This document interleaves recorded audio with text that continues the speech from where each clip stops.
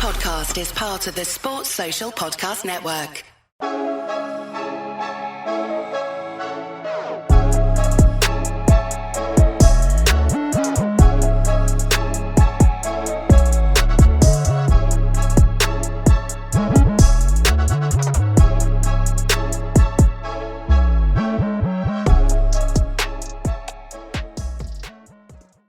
More China maybe coming through though. You just said. I feel like this is a great opportunity to remind you that you can subscribe to the Social Media Derbies YouTube if you're enjoying the content and the discussion. This is unvarnished podcasting, warts and all, authentic, through the trials and tribulations.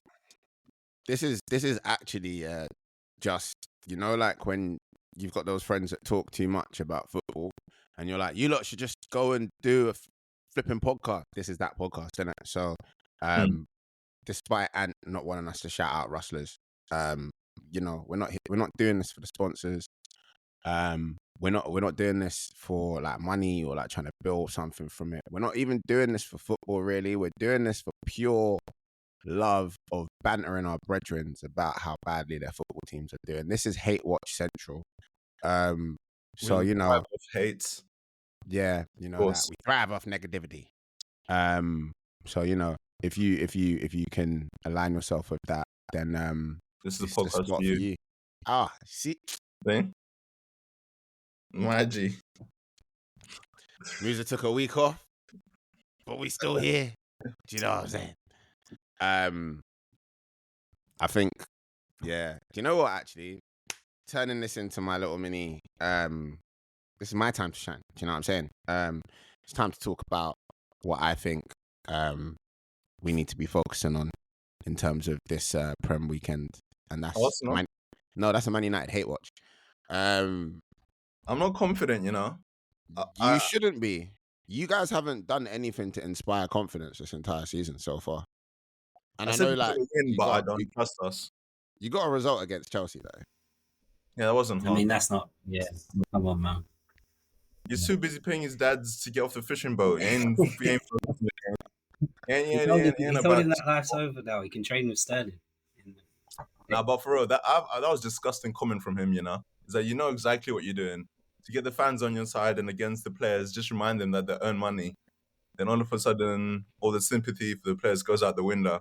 You can't have sympathy for Sterling, man. You can't. Because he doesn't want to leave London. He's had opportunity to leave and go and play football, but he doesn't want to leave London. Yeah, but he has a contract. Yeah, so we're happy to keep him, but like, I mean, obviously, don't slander him in public, man. Don't get the fans on. Are you happy to keep him? That is the question. No, of course we're not. We're paying him a fat wage. But if there's no other alternative, then obviously at least he's been given somewhere to train, I guess. If anything, just send him on an extended leave, man. Don't be sending him to do 9 p.m. sprints. Do you know what the thing is? We've seen this a couple times between our clubs, Reese, where there's a player that doesn't want to leave London, and do you know what? It's realistic. If you take it away from how much money footballers earn, it is like a reasonable sort of thing in the sense that, right, I had a 6-year contract, whatever. And my family are supposed to be here for 5-6 years. If you want me to move on, I have some stipulations. I have stipulations in terms of money, and I have stipulations in terms of where I'm willing to go in. And like, my kids are a certain age. I ain't taking them to Turkey, okay? I'm not going Galatasaray, okay? Like, do you know what I'm saying? I think in essence it's fair, but I think this whole like club versus player, like kind of playing hardball pause, is like a bit of the problem here. Because there's deals to be done. Send that brother to Brentford. You telling me Brentford couldn't use Raheem Sterling? I watched them play against Fulham the other day. They can. He doesn't even have to move yard. Bro, Fulham could use Raheem Sterling. Like, the wages are a big problem. But this is where I think that's the massive stumbling block. You can pay 50%, man. Wage. Don't cry poverty. Hey, we're under strict UEFA rules now, man. No more paying big wages. But someone's got to make the compromise, innit? And when I look at it from the perspective of like is Sterling gonna make the like? Would anybody leave like multiple M's on the table? I think it's like what 30 M's, 15 M's that they want him to leave on the table if the contract gets. Absolutely not. And absolutely not. Forget these people don't have degrees. They leave school at 15, 16, bruv. Once football's done, they may not have a second career. That's fine, but that's why you can't have sympathy for the player at the same time, because there is opportunity out there to get your career back on track. But it's just, if you want the money, take the money. But it's just, you might not end up having your career's stunted because of it. So so it works both ways. And then you've obviously got other situations where it's flipped around. You've got Isak refusing to play for Newcastle. So it's all, swings and roundabouts, man. It works both ways, both for both player and club. Yeah, but yeah, it's a sad situation, but it has absolutely nothing to do with why you lot lost to Manchester United. Absolutely not. I mean, Sterling's not going to play in defence. Might do a better job. As much as I love you guys for letting us win, I wish you would have won, bruv. I need Amarin gone. So when Ten Hag was on his last legs, winning a game, just saving him for another week, man. You're just delaying what's coming down the road. We're good at that. What was the problem? What was the difference there, do you think, Nash, in terms of was it a case of Chelsea just not being good, or is he getting there? Because I've seen people saying he's getting there. Getting there, bruv. Baby steps. But then in the second half, when we were back on equal terms with players, we crumbled straight away. So he's not getting there. He just had a man advantage. And he still couldn't pepper him. So I'm not trying to hear that. That game went out the window in the first 5 minutes. Exactly. 3 substitutions in one go, man. There's nothing. That's a great shout, because I actually, selfishly, you lot saw I was going through FPL woes while that was going on, because Maresca lost his head, and my FPL, I think I got like 32 points last week on FPL. I want to fight that guy. As a Chelsea fan, Reece, how did you feel when, like, obviously you get like decision goes? Did you think it was a good decision? Did you think it should have been like a sending off? And then you see your manager reacting like that. It was a good decision. Yeah, you have to go for that. You can't. There's no two ways about it. I think Maresca might have panicked a bit, and what I don't understand is you took Esteval and Pedro Neto off in the first instance, which are 2 ball carriers. Pause. I think one of them should have stayed on to at least get us higher up the pitch. But then I don't think Maresca anticipated Palmer getting injured, but then he knew Palmer was struggling midweek, so it's just why risk him? And it's all there's mismanagement on both sides. Yeah, man. so I think he did get it wrong, but I don't think because I think he tried to put all his weight on Palmer when we had a man down, but I think maybe keeping Pedro Neto on at least, because he's probably the one that's probably playing better out the two. He can play in midfield as well, can't he? Yeah, and he can offer something maybe up front, a bit further forward. So I would have kept him on. But yeah, like I said, our game plan went straight out the window when Sanchez had a bozo moment. So yeah, you can't really come back from that, or like. Do you blame Sanchez like for that challenge? Because I mean, obviously it's not the smartest of decisions, right? To go out and just like try and clothesline a man with your leg, but he did get kind of like somewhat left in no man's land to kind of do something about it. Are you putting the full blame on Sanchez and nothing on none of your centre backs? No, I have to put it on him because. But I think he had Chalobah and Fofana and Bobo had Chalobah and Fofana either side of him, and I just think he was kind of his positioning. You could see when the ball was played over the top and headed on by Šeško, you could see Sanchez was completely out of position. He did not know where to go or what to do. If he was a bit further back, he could have anticipated that a lot easier and just maybe closed the gap. It's 5 minutes on, you just don't get caught like that in the first 5 minutes. You want to be like tight and. Like, yeah, you don't kind of, so I kind of feel like, yeah, his decision to come out like that was pretty rash and Bobo still had to run on and he might have been caught up by one of the defenders at least. So I yeah, it's hard to not really blame him, to be honest.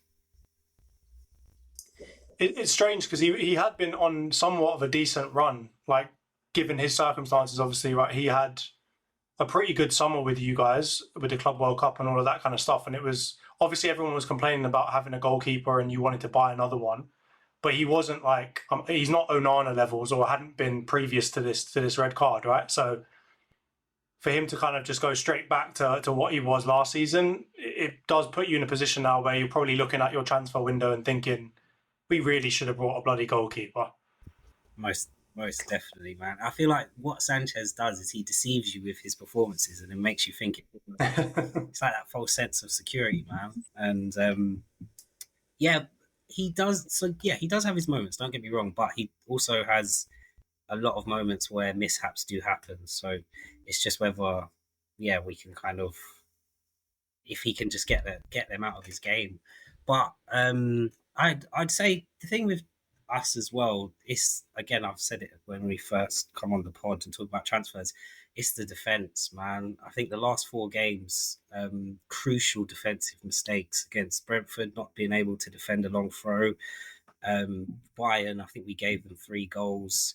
Lincoln, we gave them a goal. Man United, terrible defending to let in, I think it's Casemiro's goal, awful defending. Like, no commanding presence. And I said it, like, you can't win leagues with that defence at the back protecting you. Like, even going forward, you might be able to nick a goal, but I just think defensively we're not there yet. So I don't just blame Sanchez. I think the structure and organisation needs to get better. But there's a lot of work that still needs to be done after $5 billion spent. Because Maresca is still, he's still rather inexperienced as a coach, even this early in the thing. Because it was at Leicester, he did all right, nothing amazing. So he's still really learning the job. But I think so. He's definitely learning the job. And I will say he hasn't probably been given the easiest hand, right, in terms of like transfer strategy. Doesn't really align to what he wants to do as a manager. He kind of just gets shoved with a bunch of people and says, and they just say to him, figure out something with his team. So he's not in the easiest situation. But I wanted to wrap up on the Chelsea side of the game. Reece, after the red card, if players didn't play well, were you looking into it too much? Because I know, obviously, João Pedro had a bit of a quiet game. I have heard Chelsea fans complain about Enzo as well. Are you not putting that down to like just bad form, or are you just putting that down to it was a red card? What do you expect the rest of them to do? It was just, I think, I don't want to look too much into it, but I will say it was very lackluster after the 10 men, after we got down to 10 men. And once it was kind of even in the second half, we just didn't look like that much of a threat anyway, except obviously maybe from a corner or Reece James putting the ball in the box. So I don't want to look too much into it. And then you kind of look at how Sunderland played against Aston Villa with 10 men, and it's just like authoritative, and like they were taking the game to them still. And it's just like there's ways to play against teams. But I don't want to. Yeah, I feel like I said, the game plan went out the window first 5 minutes. So let's just move on. We've got Bright. So yeah, I mean, like I feel like we can't focus too much on that performance. We just have to kind of. I feel like Maresca panicked with his subs, and it just wasn't the team I expected to kind of come out and play. So yeah, fingers crossed.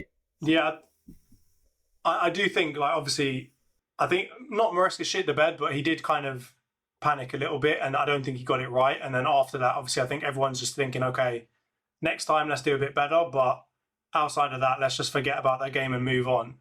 So I want to take it to the Man United side of this, right? Man United finally get a win against a half decent team. Right, like you lot have been struggling against decent teams. If I remember correctly, most of your wins last season came against like the people that finished in like the bottom 5 or the bottom 4. So you finally get a win against someone good, obviously in different circumstances. But Nash, what did you make of the game? Are you gonna come out here with chest and say, "Oh, we beat Chelsea," or are you putting it down like, "Okay, they got a man sent off, we got a bit lucky"? What are you thinking? No, I was just going to correct you about the half-decent team, man. We won a boxing match against a boxer missing his left arm. Never a fair contest, man. The game was out the window after 5 minutes, and we still made a hash of it. and nearly blew it. So there's nothing for me to look forward to here, because even once they were man down, we didn't step on necks hard enough. So even Ruben, his whole game plan was very pragmatic, cowardly. There's just nothing I can take from this other than we got lucky, because all things being equal, we would have lost that game if they maintained 11 players. Okay, but all right, this is a weird position for me to be in because I'm not usually in this one, but I'm going to try and play devil's advocate and maybe play on Man United's side a little bit here. Once they did go a goal, like a man down, you did kind of step on their necks pretty quickly in that first half and get 2 goals.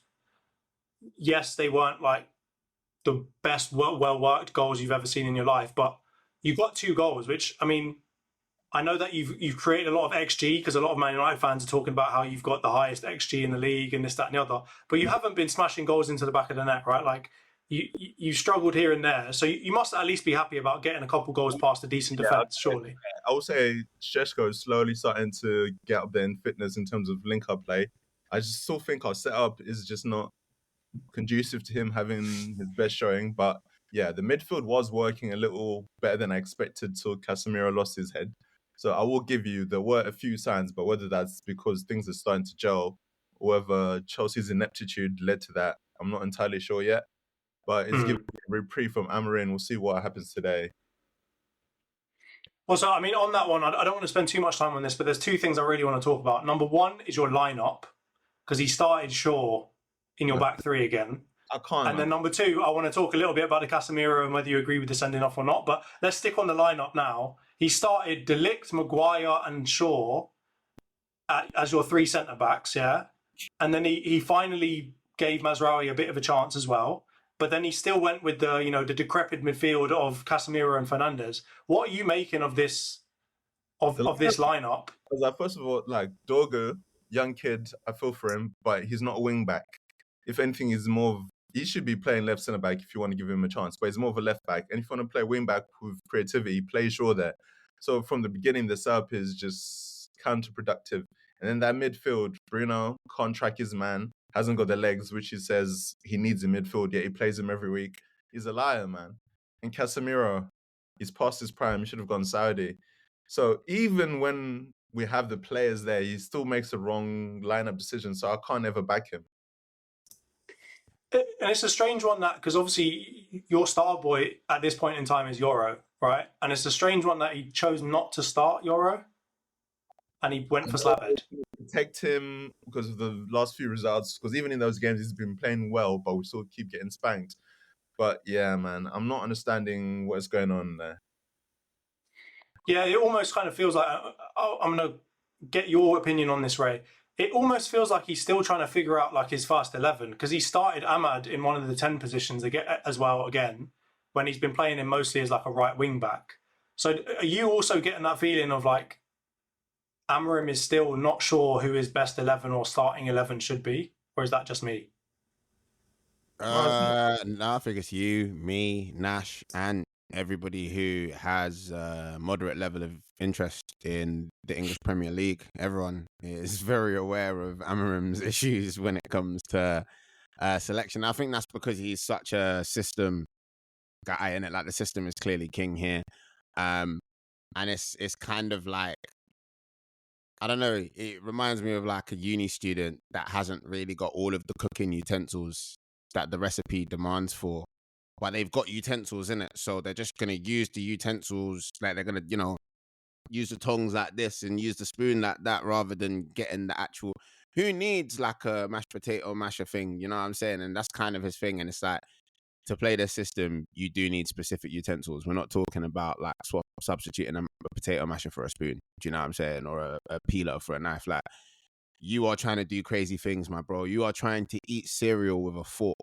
That's what he's on right now. Do you know what I'm saying? And yeah, I think it's peak because he could see quite a bit of success if he was just a little bit more like flexible with the system in terms of just like, you know what I'm saying? Like, okay, it would be great if we could play like this, but we can't. So let's adjust the system ever so slightly to support this. And that's why I feel like you're getting in the situations that you're getting in as United, because he, like what Nash was saying, is very real. Like, he's going, yeah, you're not a left wing back. I don't care. You know what I mean? It's like, yeah, you're not a right wing back. I don't care. You play in the 10. Like, it's just, it's a little bit, it's like, fair enough, you could do this on your Football Manager save. Do you know what I mean? Like, I did an experiment to see what happened if you refuse to change your formula, even if it, you know what I'm saying? But this is the big boy. This is the big time. It's the Prem. Like, it's confusing.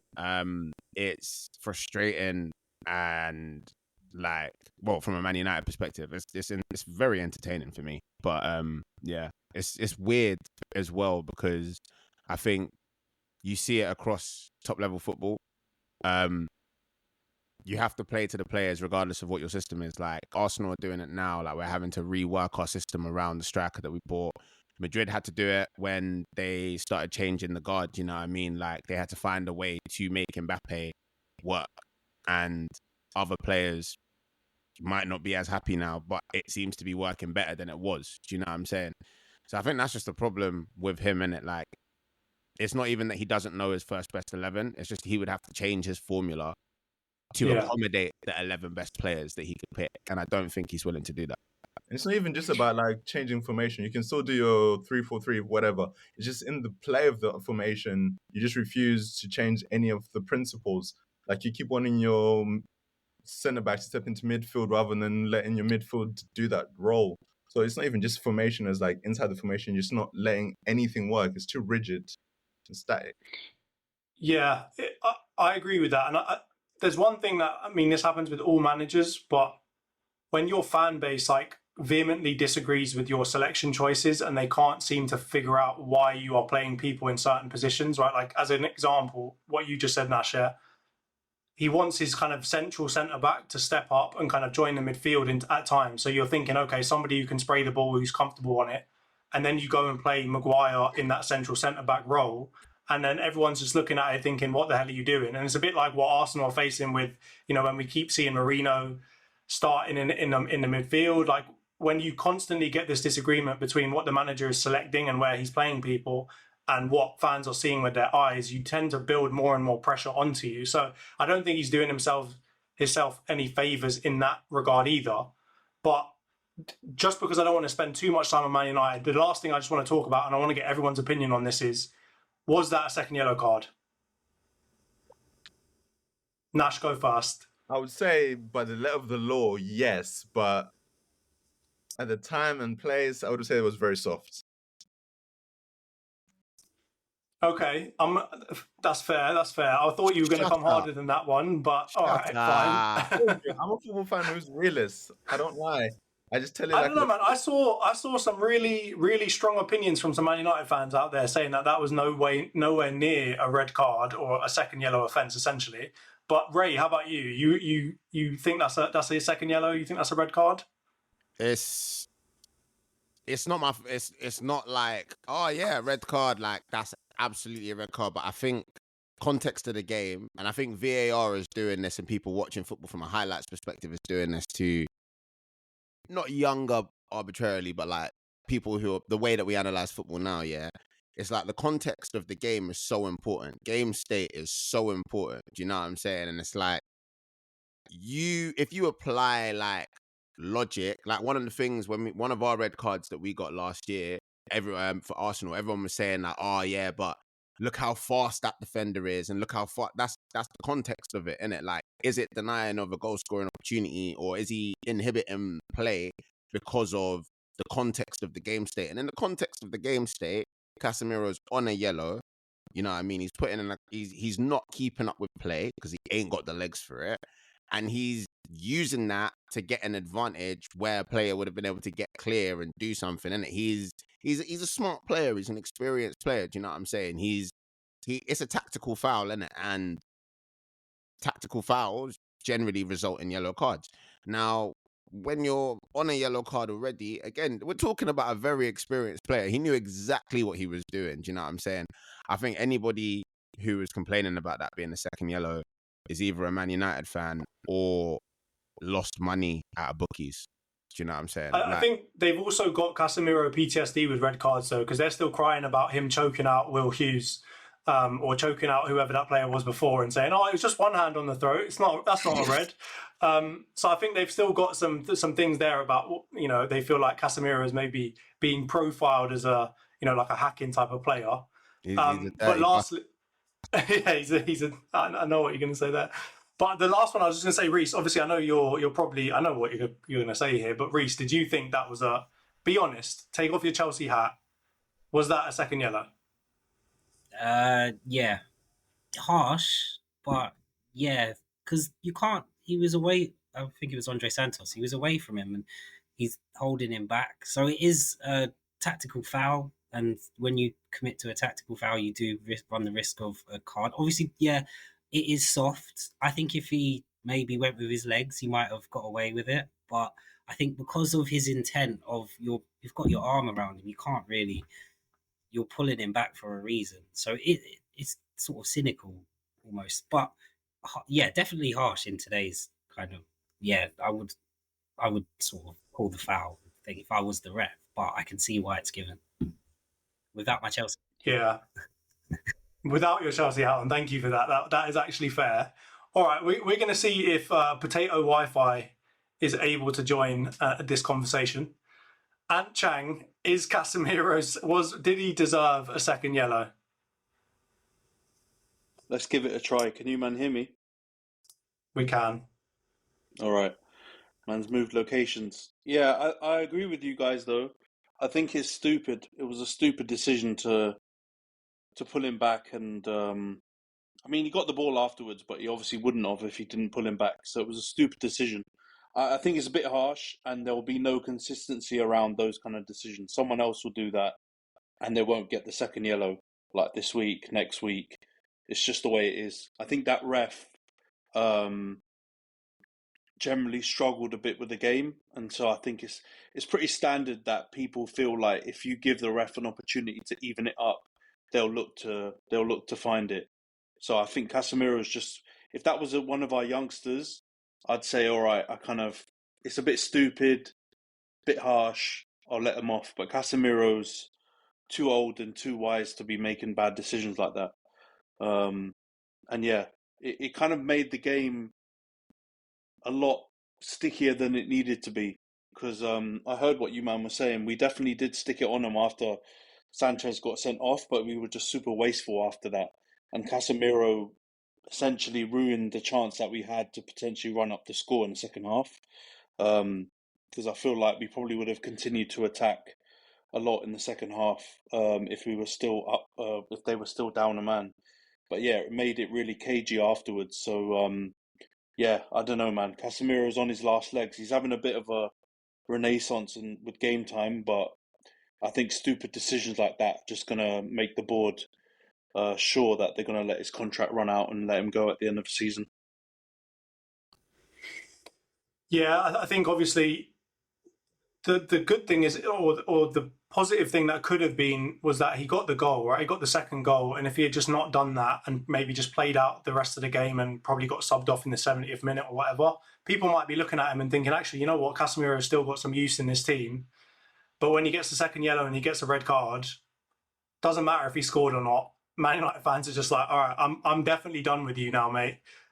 And they're probably happy to see him get kind of a one-game suspension, because maybe star boy Mainu will get a chance on the pitch. And that is really, I'm gonna wrap up the Man United section on that. Nash, how are you feeling about Mainu getting garbage time minutes at the end? I'm absolutely disgusted, man. And I just, against my better judgment, I just had a sneak peek of the lineup for today's game. And look who I see in my man in midfield, Ugarte. I told you, man, this is clearly personal. He's lying to my face, telling me he's giving players chances, and he's all about the youth, when every single decision he makes says the opposite. So, no. Garbage time minutes, disgraceful. I mean, I rarely agree with Cole Palmer's logic, generally speaking. But when he said, free my boy, I think he might have been speaking facts right there. So I agree with that one. You're playing Ugarte, so you clearly you don't want to win. Everything you're telling me shows me you don't want to win, and you don't take challenging for anything seriously. So are you saying in all of that you think there's no way back for Mainu then? Like in terms of under this manager. Won't be here in January, so he's coming back. Oh, you're so adamant. Madness, yeah. Signing of the season belabor. All right, and then lastly, under Amorim, do you think it's done for Mainu and he's just going to have to wait for Amorim to get canned? All I can say is it's not looking good, bruv. He should get more game time than he is. I don't know about today because Brentford are pretty physical, and for some reason he obviously feels like Ugarte is more physical than Mainu. I don't necessarily agree with that, but he's obviously profiled them that Casemiro and Ugarte are in the same position in midfield, and he said it. Bruno and Mainu are in the same position. So unless he's going ultra attacking to get rid of a ball-winning midfielder whatsoever, he's probably going to swap out those players in that way. So yeah, I don't know. I feel like even if it was a different manager, maybe in a game like this, if they were playing a similar style, they might go for more physicality against Brentford. But at this point, I would just throw Mainu in every starting 11, to be honest, because when he's come on, he's one of the only midfielders that actually breaks the lines, drives with the ball. And we know this about him. We've seen him do it last season. As much as there's banter from rival fans in that, we know what Kobe is. He's a baller. And yeah, I don't know. For whatever reason, Nash might be right. It might be a personal thing. I'm not sure. But otherwise, I don't get it. Because it's like Mainu, sure, he could become more physical maybe. But in terms of what he can offer to the team, I can't see what Amorim's waiting to see from him. Because even when we're playing shit against Grimsby, he comes on and makes things happen. Even when, in other games when we need a spark to come on, he generally offers it. So I think it's going to be an interesting one. All I'll say, though, in very Nash form, if it's between Amorim or Mainu, I'm picking Mainu. And I don't normally do the player thing, but I think you've got to go with Kobe. He's generational for us, and he's one of our star boys. So, yeah, it's not looking good. Dude, I'm seeing all this talk about physicality and motors and legs, and then I'm seeing Barcelona dominate teams with a midfield two of Pedro and De Jong, the least physically gifted players. So I'm not trying to hear that. You got to make it work with the talent that you have, and talent doesn't sit on the bench. You as a coach should have to make it work. But look at who's got playing around him. If he had a Pedri or a Frankie De Jong next to him, you could go for that kind of midfield. But when you've got a midfielder like Bruno, who is not that type of midfielder, he's very much like front foot, aggressive, trying to play hero ball. Like, you can't really do that. So you do have to have someone who's going to be running around him to mop up what's going to generally come off the back of someone playing Hail Marys all the time. So you've got to rework that whole midfield, which will probably come in the next season or so when Bruno probably leaves. You might see that midfield looking different, especially if we have a new coach. But I don't see it happening with this coach, man. I would say then use your forwards to press more. If you think that Kobe can't do the work, use the rest of the 11 to help him out. Press for the wing backs. Do something else. It shouldn't just be on Kobe to look after Bruno's messes. There's 11 players. Yeah, make it work. And I mean, this is all fair in saying like that, but there's a large part of the Man United fan base also that doesn't think that Bruno should be starting as one of the two midfielders anyway. So you don't even have to go with Bruno next as one of those two. You could have put like even Ugarte and Mainu in the two central positions, push Bruno up so he can play a front foot aggressive ball in the 10, especially with Cunha kind of being injured. And then, stick Mbeumo on the other side and put Sesko up front. So I think that's also partly the reason why a lot of Man United fans are looking at it thinking like, how, with all these players that you've got, can you not find a single way to get Mainu into this team, who should be, I think, from a Man United perspective, the future of your club, right? You're always going to need local lads, and luckily for you, you've actually got one that's half decent in Kobe Mainu. So it is a weird one that he doesn't seem to care about wanting to build, or that kind of Man United legacy of always having a heavy, local youth team presence within your first team. So it's a strange one, but I think that's probably enough about Man United. The last point I just want to make is I don't think we've covered Lincoln Chelsea. I don't really want to cover it too much either, because Lincoln, I'm sorry, mate, you don't deserve to be talked about in this pod. So just quick words, Reece. You went 1-0 down and you somehow came back and won it. You made it way tighter than it needed to be against, what are they, in like bloody League 2 or whatever? Give us a quick wrap up of how you felt about that game. Yeah, before Jonty just rattles the Lincoln fans any further, let me just say that's not a reflection of my opinion of Lincoln fans any watching. No, seriously though. I was saying before, the Lincoln game, I think they had a game plan, which they could obviously see how defensively frail we were because they were just throwing long balls and taking corners. And the first half we couldn't cope. And then, like I said before, another defensive mistake at the back. Enzo sort of short misplacing the pass to Chalobah, and then we concede. So it's the same story with Chelsea, just conceding when it gets on top defensively, and then but the second half we settled and then did what we needed to do to win. But again, it's just a reflection of how we're defending right now. What I'll say.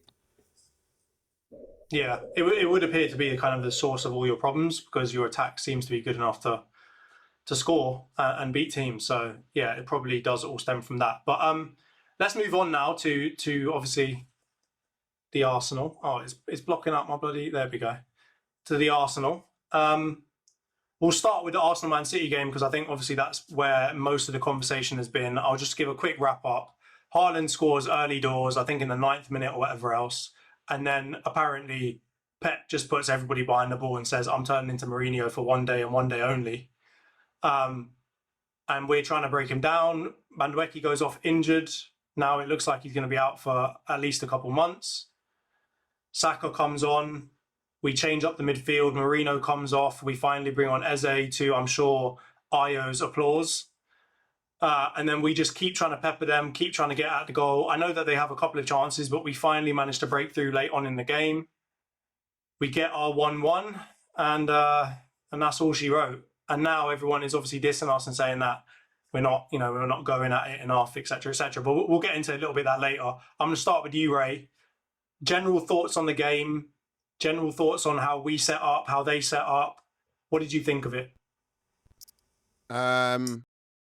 Okay, in reverse order, I think in terms of how we set up, I think a lot has been discussed on this pod previously about Arteta's approach to midfield and this, that, and the other. And he actually, I think after one of our games, he came out and sort of said, like, Mikel Merino is like a midfielder who's been used as a 9. Like, how can people not call it attacking? And it's like, I literally said, I was like, I don't think he thinks he's being negative. I think he thinks he's being attacking in a different way. But one thing that myself and Lana and almost everybody else in the Arsenal fan base agreed on is that it weren't working. And I actually said in the group chat, like halfway through the first half, I was like, this is not working. Now is a time when Arteta's got to show if he's got the stones. And he brought on Eze. I felt like he got forced into bringing on Saka.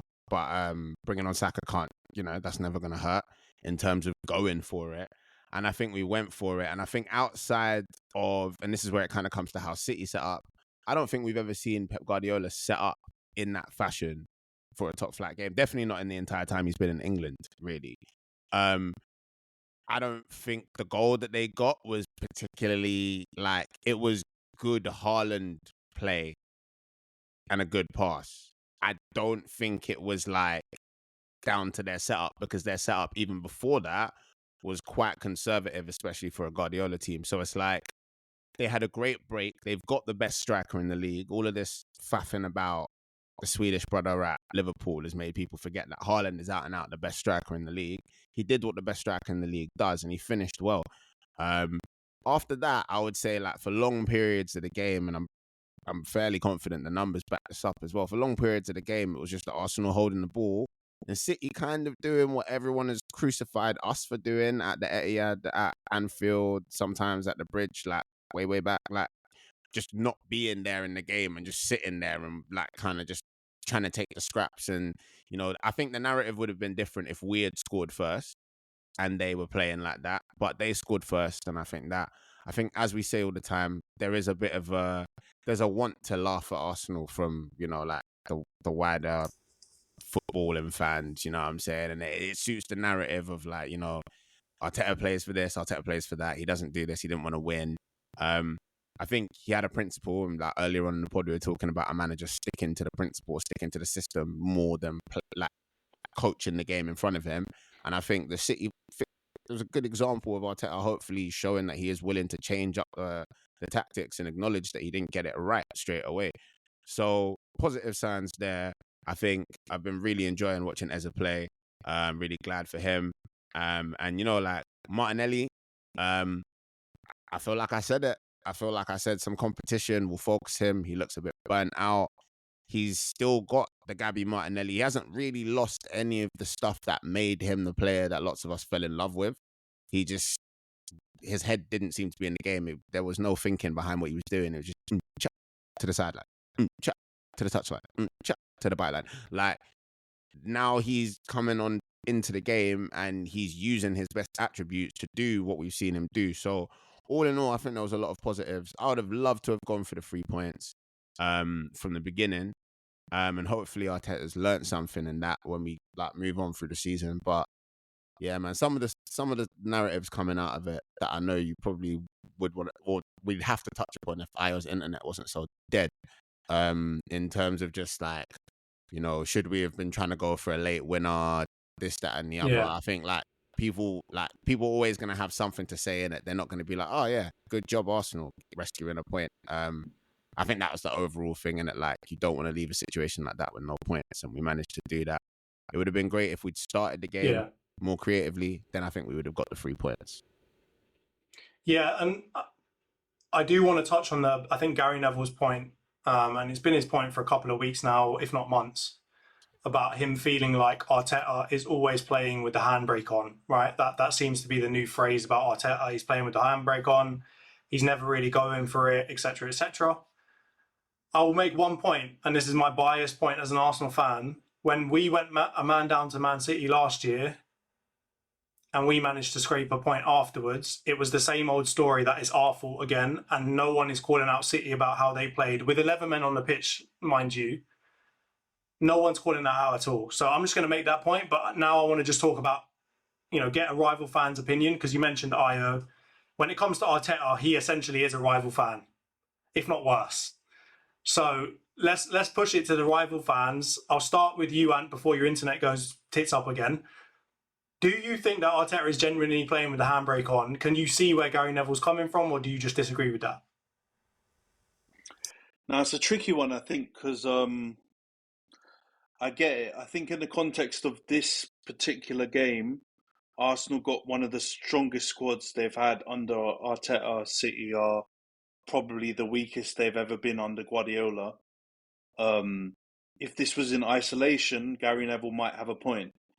If you take his points in a wider context into consideration, like you mentioned, hammering you guys for holding on for almost getting a win, but getting a 2-2 with 10 men, going and getting the 0-0, which the AFTV guys all celebrated, and all this kind of stuff. Getting hammered constantly for your approach, whether it's good, bad, or ugly. I think it makes this whole thing feel like a bit of a Gary Neville agenda against you lot. And then obviously when other people hear that, they're going to jump on it and just say the same stuff that Gary Neville was saying. Don't get me wrong, I don't think the style of football is good enough considering the players that you have. And I do think the handbrake thing might apply in other games. But in this one, I feel like you guys tried to stick it on City, but sometimes you just got to look at what they did. And like Razor just said, Pep played 10 men behind the ball, took Haaland off. He was out there trying to make it impossible for you guys to score. So when you lot play West Ham, maybe not West Ham right now because they're shite, but when you lot play a team who's like sticking 2 banks of 5 in front of the goal, you lot find it difficult, right? So imagine if you had better players doing that, which City still do, it's going to be really difficult, man. So I think it's just a conversation that lacks nuance, isn't it? Like, it's easy to say you're playing with a handbrake on, you should be more attacking, but in that particular game, I think it's easier said than done. So I think Gary Neville's being a cheeky so-and-so, trying to get clicks with what he's saying. And that's a fair point. And I think, I'm sure Nash and Reese have probably got some similar ideas under that one. But I want to pose a question just to you, Reese. Yeah? Do you think that this handbrake thing is being fairly applied? So yeah, do you agree with it? And then number two, like in terms of the agenda, because it's quite clear that a lot of people agree about the same kind of idea of Arteta playing very defensively, etc., etc.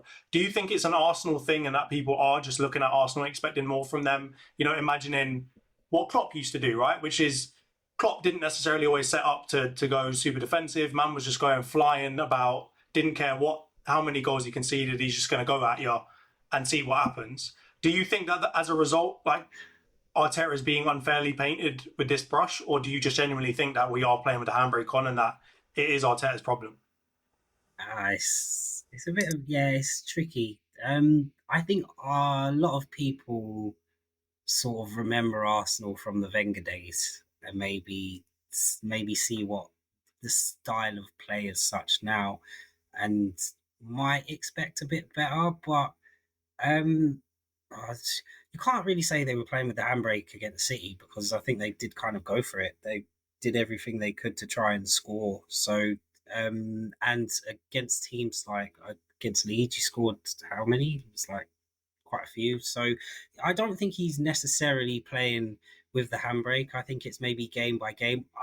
Maybe you could argue with Liverpool.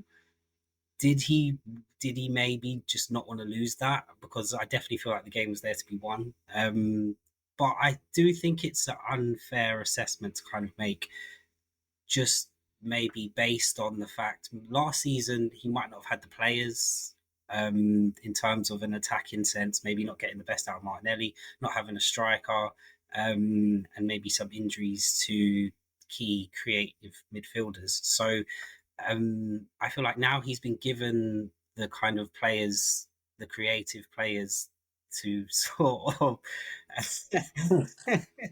let me just finish before Io jumps in. But I feel like now he's been given the creative players to go and do that. I think you will see in games he might be a bit more adventurous, but I think there will be aspects of going into games where he doesn't want to lose, and he might just maybe settle for a point. But I don't.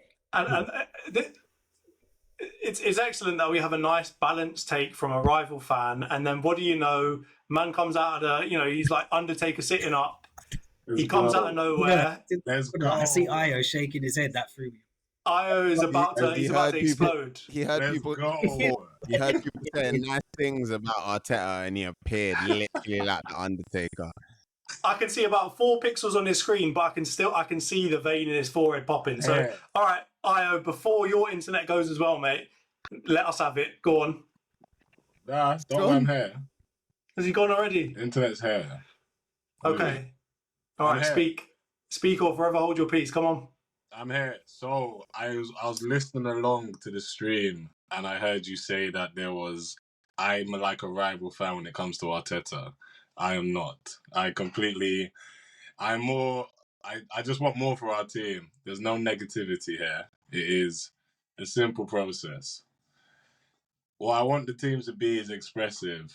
I want us to be fluid. I want us to be good. And that's where we struggle with. I get what he's trying to do, but when we look as bad as we look in certain games, that's what stresses me out. So that's my issue with it. Nothing more, nothing less. So is that you agreeing that we are playing with the handbrake on?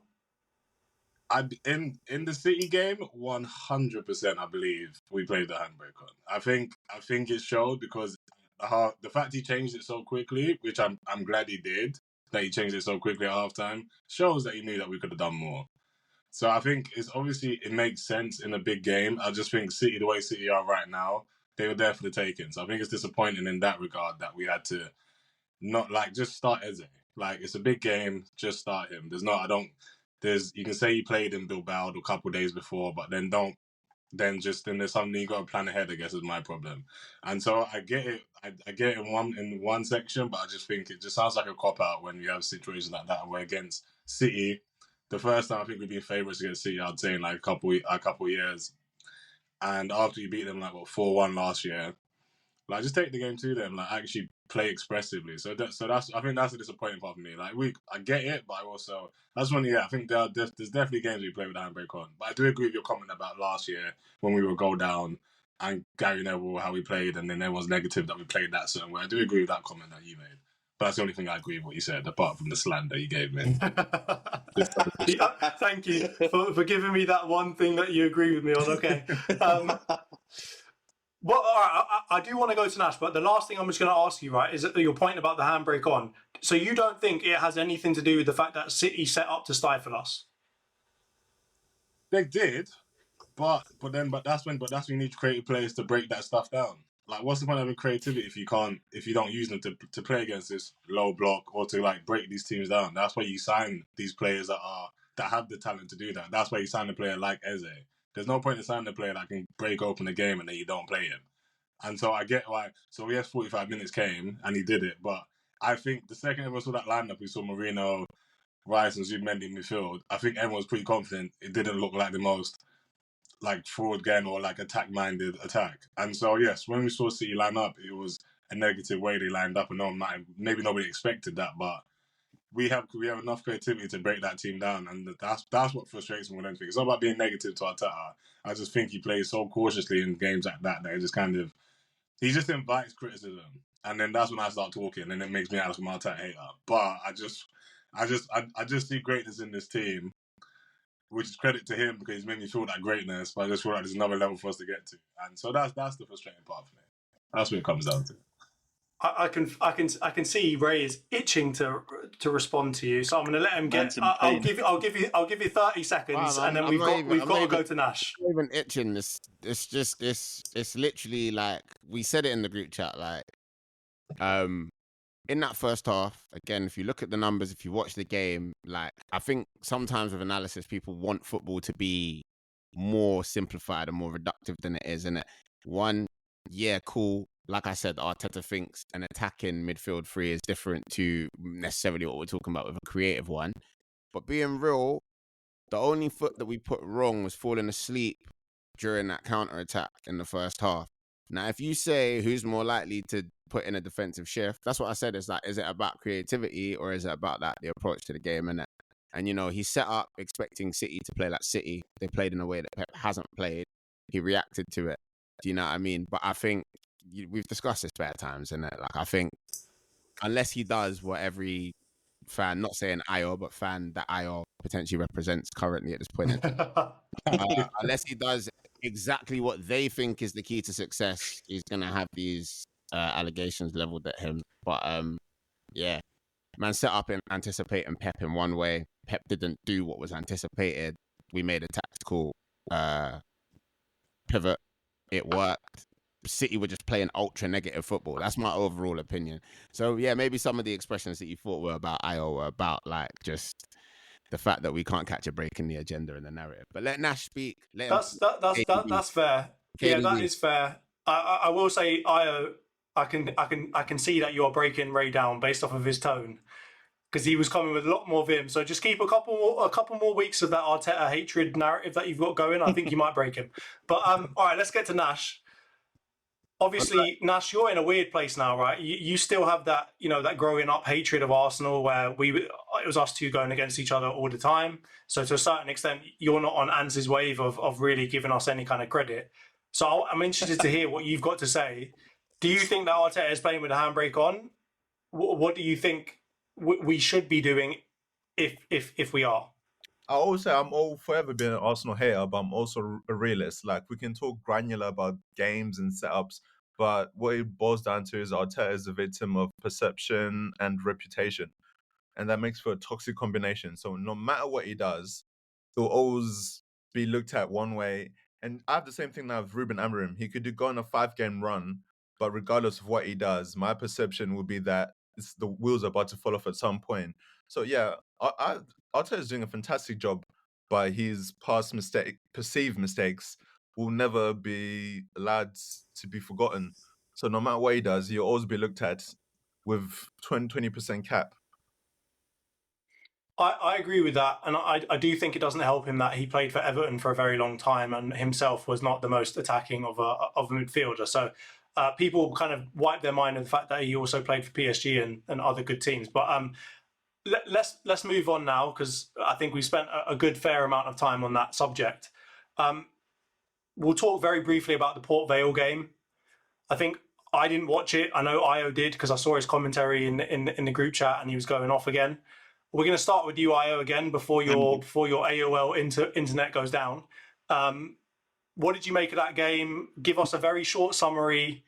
Was it more of the same, or were you happy to see us actually win and score a couple of goals? No, it was literally more the same, really. Like it wasn't anything. It wasn't very exciting. It was effective, I guess, is the best way to describe it. Wasn't happy. Like seeing Saka play, like that kind of broke my heart because obviously I think he's still coming up injured. I think it's good for him to get a run out, but he got tackled a bit. He got really bad tackle, like maybe in the 50th minute of the game or something, and that kind of left him shaking. So that got me a bit worried for the weekend. But hopefully that was just a bit of a knock. And yeah, we didn't look amazing. Like to be fair, Port Vale even had there was like a period in the game where Port Vale for about 10 minutes were actually putting us on the back foot. So that was a bit concerning. But it was an effective performance. Trossard comes on, does what he needs to do, gets the second, kind of put the game to bed after that. But yeah, I think it was 1-0 for about 70, 80 minutes to be fair. So it wasn't pretty, but it was effective. We left there with a win, hopefully no injuries. So yeah, but it also shows our squad depth because the team we played literally could have been like a team we play in the Premier League, and we played that against Port Vale, which is a kind of impressive but also concerning that we need to use all those players. It's funny that you say that, and I'm not going to let you respond to this, but everyone always cusses us for not winning any trophies and not doing well enough in the Cups, and then we play a good team, and now you're still going at us. So jog on. Last point, and I'm not going to let you respond to that. I'm going to talk straight over you. Razor, just a very brief one. This happened very recently, but it looks like Saliba is going to sign a new 5-year deal with us. Just briefly talk about how happy you are to see that. You know, this was in the pipeline for a while. Obviously, Saliba's been heavily linked with Real Madrid. All the Canartist, stands are trying to get him to go to Real Madrid instead of Ibu. How do you feel about it, mate? Very happy. You know what I mean? I've been a big fan of Saliba since we were sending him on bare loans. I was like, free my boy from the gulag. But I'm glad that we did not free him and we kept him on the books because he turned into literally one of the best young defenders in the world. I'm glad to see him sign a new contract. Obviously, just in modern football, like we have this with Khem sometimes, you know what I mean? Like I feel like brothers are celebrating. Like I think my man posted in the group chat that like Arsenal were employing a medical guy that used to work at Liverpool some point in the past. And he was like, yeah, brothers are celebrating anything nowadays, innit? Don't get me wrong. I'm glad to see Saliba like committing his future to the club. He's an important part of what we do and what we're looking to do in the future. And he keeps saying he wants to win trophies here, which encourages me. But at the end of the day, he might just be signing this contract so we don't get like Trent Alexander-Arnold, bro. Like we might just be driving our price up, you know what I'm saying? So Saliba not arguing with the manager about playing the biggest game of the season when he's tweaked his groin is more what I want to see than hearing about his contract thing. But it's good overall, do you know what I'm saying? Please, that's the star guy there, you know what I'm saying? But I agree. Just it's football. Do you know what I mean? Like, I want football. I want games. I want wins. I want trophies. Like, yeah, all that contract stuff. It's good to know, but like, it seems like some football fans are starving for football content or things to talk about or things to celebrate outside of the actual game of football. And I think, all of this contract talk. I get why Liverpool fans are running that narrative because they keep getting their chain yanked by Real Madrid, but it sounds like a skills issue. No, I definitely agree with that. And it is a weird thing to see that because I feel like when we were growing up, people weren't celebrating people signing contracts at all. You know, it was more about, as you say, it was more about the football. It was more about what was on the pitch. But obviously we've seen over the last 2 decades, basically, football has really and truly become purely like a business or mostly a business now, to the point where we are celebrating signings. We're looking at net spend and going at each other about net spend and using all these kind of business KPIs. as the way that we get one over on someone else and put points on the board. So it's definitely a weird place to be in. And speaking of that, I think we're now going to naturally move on to Liverpool. You know, the ones that keep celebrating about their laptops and all of this, that, and the other, the money ball and all this, that, and the other, and then trying to say that, oh, you know, it doesn't matter that we've broken the transfer window record twice in a row, you know, and we haven't spent for 5 years or whatever else. But we're going to naturally get onto them. They obviously played against Everton in the Merseyside derby. I think a lot of us predicted that it was going to be a difficult game for them, especially given their form where they've been kind of scraping wins like last second, last minute, getting there 11 minutes of added time and doing what they do. And this game was relatively similar. So I think a lot of us ended up predicting like a 2-2 draw or like a tight win. And that essentially is what it ended up being after what I would consider to be like a very different first half where they were really putting it on Everton and it looked like they were going to run away with it. They come out of it with a 2-1 win. Everton managed to get a goal back after they put 2 in. And then it gets a bit squeaky bum time again, and you know they're struggling, and we're wondering if Liverpool kind of throw away a two goal lead again. Nash, I'm going to start with you this time, just because we ended with you last time. Did you manage to watch the game, and what did you make of it, if so?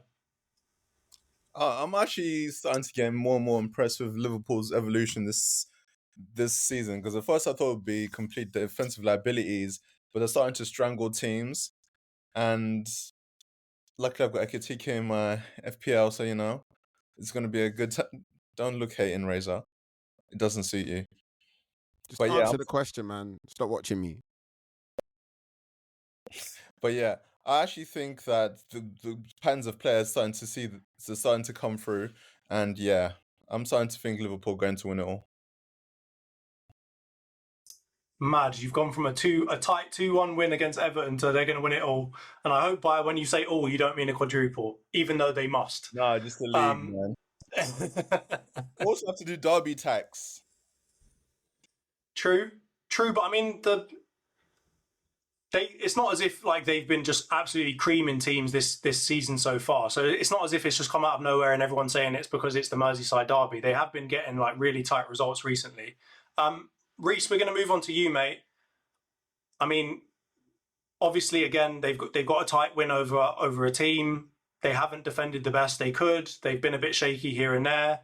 They've probably got positives to look at it, right, from Gravenberch's perspective and Ekitike, so good performances from the two of them. But what did you make of them? Are you on the same wave as Nash, saying, you know, that this is an impressive run of form and they're just getting wins, or are you thinking there's more that needs to be coming from this £400 million spending window?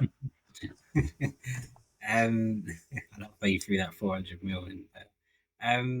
I think they're impressing me because they're winning games and maybe not at their best, particularly defensively.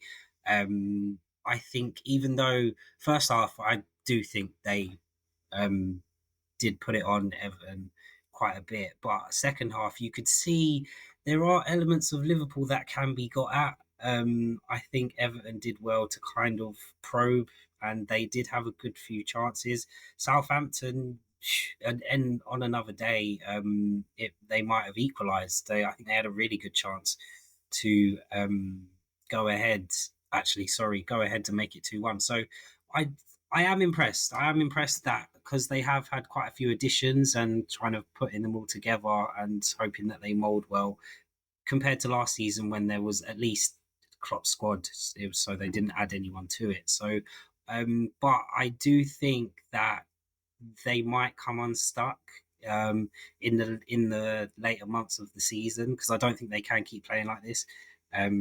So I do think they'll have to get it together eventually. Yeah, that makes sense considering, obviously, I mean, their main complaint is squad depth, particularly in the kind of defence.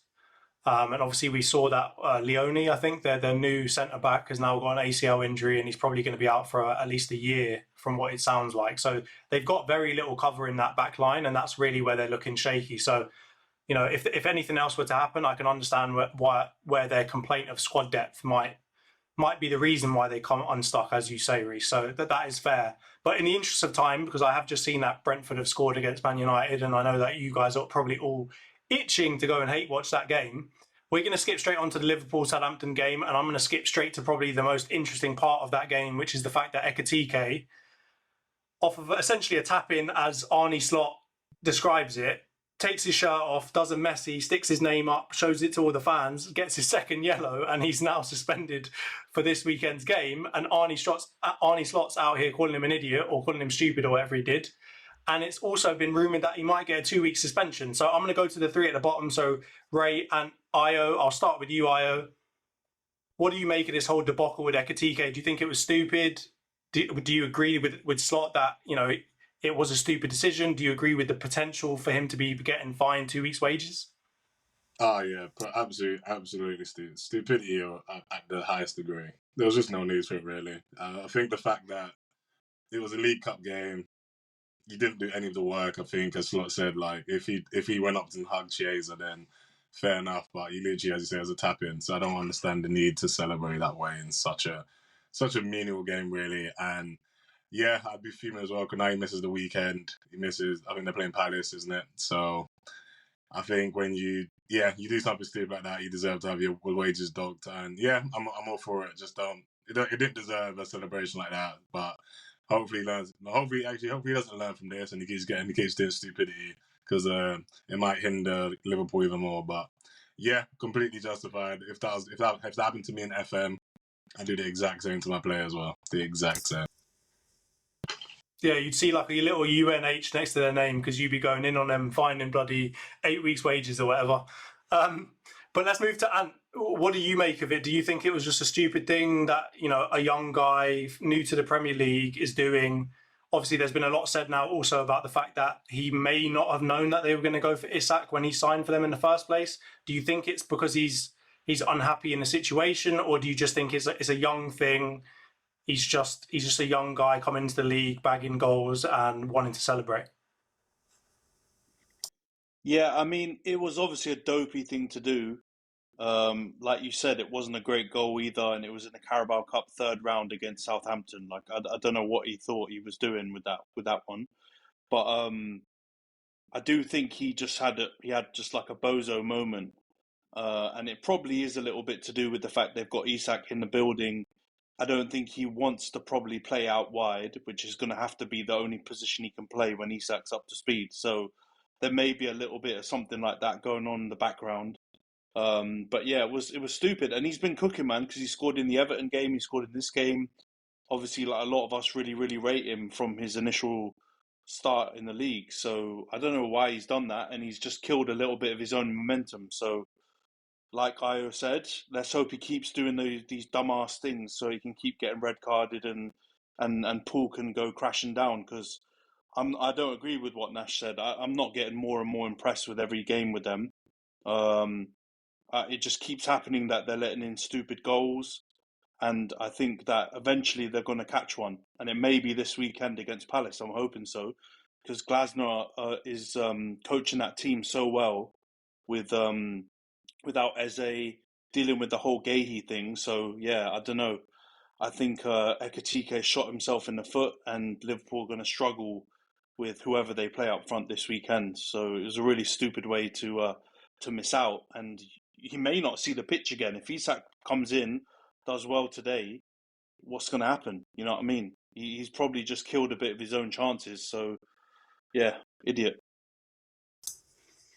Yeah, I think that is fair. I think, Ray, going to you, I mean, it could be the last time that he touches the pitch as a striker for Liverpool, you know, for a certain amount of time, just because of the fact that, you know, even though Lana's saying, oh, it's a stupid thing, it's not as if they haven't got like a £150 million striker on their bench to come in after he does get a red card. But Ray, for you, it does look like he's probably going to get pushed out onto this left wing. You know, when he does come back, do you see any, you know, potential unhappiness or things, drama potentially unfolding at Liverpool as a result of it? Because, I mean, to take your shirt off and to show your name after you've been at a club for like, 5 weeks or whatever. And let's be honest, when he came to the club before all of his good performances, people were still, there was ifs about him, right? Like, it's not as if he was coming in as Isak with that, you know, kind of knowledge of this guy's a baller. So to come out and do that and point at your name and this, that, and the other, it does maybe point to the fact that he's a bit of, he thinks he's him, which a lot of the greatest strikers always do. Do you think that there's going to be any potential kind of unrest in this camp moving forward? Yeah, I think a couple of things. So one, I think it's highly possible that, as someone mentioned earlier, he wasn't like aware that they were going for Isak, or maybe he thought the Isak situation was finished and like that was just not happening when he came to the club. Maybe he knew that they wanted him, but they didn't think, he thought that they weren't going to get him, whatever. Excuse me. He clearly feels like he's been playing at a level that warrants him being, that focal point within the team's strike force. But then, as we know, you do not break the Premier League transfer record for man to sit on the bench. Do you know what I'm saying? So he knows Isak's coming into the team. It's just a case of where he's going to play. So he probably feels a little bit insecure, a little bit shaky around that. And I think that probably has something to do with the celebration. Because as you said, he's been there 5 weeks. It's the Carabao Cup. It's not like he scored some worldie. Do you know what I mean? But yeah, I feel for him in that regard, because it can't be like easy, like dealing with that pressure, but he's got to find like a better way of dealing with it. He's going to play out wide if he plays. If he's not like doing up like substitute at 70 minutes or whatever else for Isak, like he's going to play out wide, because as we just said, you simply do not break the transfer record and play man out of position. That's why Wirtz is being allowed to do whatever the hell he wants right now in the middle of the park for the majority of the time for Liverpool. So yeah, I feel for him. And then the final thing that I think is, are you Darwin in disguise? Are you Darwin in disguise? Because yeah, I think Liverpool fans thought they bust case from boneheaded striker moments, but gift that keeps giving, and long may it continue. Do you know what I mean? You can't. It was the best thing for me to see from that game. But yeah, absolutely crazy. I think Slot, it's good that he's put him to the fire a bit, because like, yeah, you protect players when they do bozo things and then they go and do more bozo things. So I think it's good that he's told him, give your head the wobble, son. And yeah, for him as a player, I hope he grows out of like thinking that that's the way to do it, like do it with the football and stuff. But shithouse. I don't know, man. I hope it continues, because the Premier League that I grew up loving was the one with a lot of boneheads in it. I remember Kieran Dyer and Bowyer swinging on each other. I remember all kinds of craziness that made me love the Premier League, right? Like, so this is the kind of boneheaded stuff that I really love, and part of the reason why, the Man United-Arsenal rivalry with Vieira and Keane and Gary Neville and all this malarkey going on, it was so interesting to watch. So I always enjoy characters like that coming out and doing stupid stuff. And I'm not saying it against Liverpool as if like it's an agenda against them. I just enjoy seeing it in general. If you're good, it can be possibly excused. But if you are Darwin Núñez or you're Nicholas Jackson, as an example, it does lead to a lot of banter. So, keep it coming, in my mind. Keep it coming. But let's move on to the previews now. We've got a lot to go through. I don't have them, so I'm going to be asking you guys bit by bit on every single one of them what your thoughts are, and I'll be noting them down. So we'll start with the Brentford United game. They're 2-0 down from what I've just seen on FOTMob. So I'm going to ask that you be honest and that you share the same result that you predicted when you sent it to Ant earlier today. You're not allowed to change it. I will be checking it against what Antony put down, so we're not allowed to do any of that, all right? I'm going to start with you, Nash. Brentford, Man United, Brentford at home. What did you go for, mate? I said I wasn't confident, but I said United 2-1 because I knew we'd concede. And this was before the lineup. And then after that, Ugarte and all that nonsense, it was over for me. I had no hope. And I'm being rewarded for my cynicism. You're being rewarded for your cynicism. But yeah, okay, cool. Yeah, you predicted a Man United win, and that could still potentially happen. You're just not going to get the 3 points for the correct score because you went for a 2-1. And how about you? What did you go for, mate? Yeah, so I went United to win 2-1 as well. But yeah, obviously that's gone to shit. So thanks, Amrim. Have you seen that lineup? No Euro, no Manu. Look what's happening. Look what's happening. I know don't give a fuck about a lineup. I don't care about a fucking lineup. I just want us to win. We're losing 2-0. What do you mean you don't care about the lineup? Our best central Brentford isn't playing. Brentford. Don't forget that it's Brentford. By the way, that's what I'm saying. I told you it was a coward, and look what's happening. All right. Let's save the crash out. Let's save the crash out for 90th minute. Yeah. All right. Yeah. What I was going to say, right? I know that this would be impossible, but I love the idea of having to review your preview halfway through the game, especially if you're a Man United fan, because this is 20 minutes into the game. It's not halfway through the game, bro. 20 minutes. Man hasn't even broken the first sweat, and we're down 2-0. Got some of that Amaranth. Just got some of that Amaranth pack going. Don't mind me. Oh my goodness. I mean, at least he can't be the first one to get sacked, right? He might be the second or the third, but he's not going to be the first, at least. So that's maybe some positivity for you. Small mercy. Fuck out here, man. Right. Yeah. Ray, what did you have for this game, mate? So I'm going to be very honest. I didn't send Ant my predictions. I just sent them to him now, but I predicted 3-1 for this game. And I said it in the chat earlier when Lana was like, have we done predictions yet? I was like, no, but nobody with common sense, even the United fans, didn't do a prediction where United didn't concede, innit? So do you know what I mean? 3-1. I think they'll get a goal. Wait, just to confirm, you mean 3-1 Brentford, yeah? Yeah, absolutely. I didn't think that needed to be said. It's a stupid question, but I had to ask it just to be sure. So, yeah, just for clarity and them man there. But yeah, sorry, United.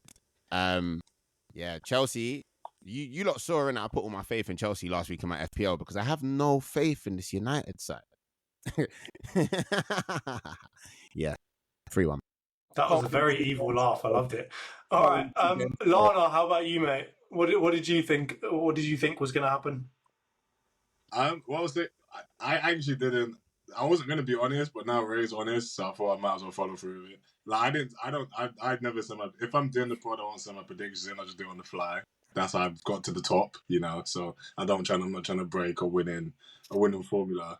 So I actually did predict 2-0. No, I'm joking. I actually didn't. No, I don't think it'll be fair. Because I actually didn't send a prediction in for the game, so I don't know. I might have to just take. I don't think it'll be fair for me to say it now. So I'm actually being very genuine here because I didn't send one in. So I can predict something, but you might think I'm cheating. So, but I did think Brentford would win. No, you don't need any help at the top. So I'm going to put you as being excluded from this game because I think that's fair.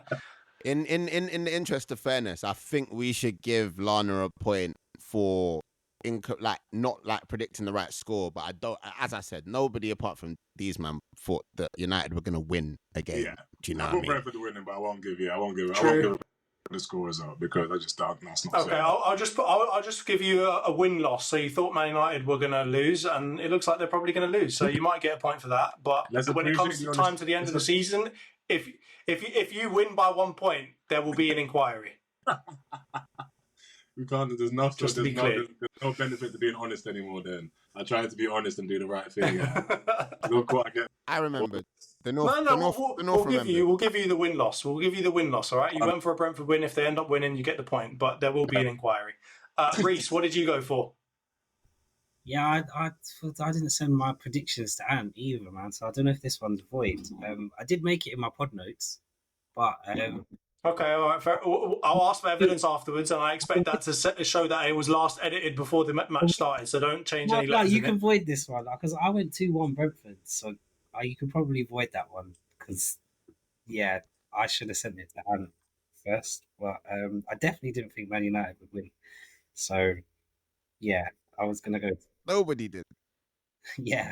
All right, I'll put 2-1 Brentford, but with an asterisk next to it. Me and Ant will convene a council after this match.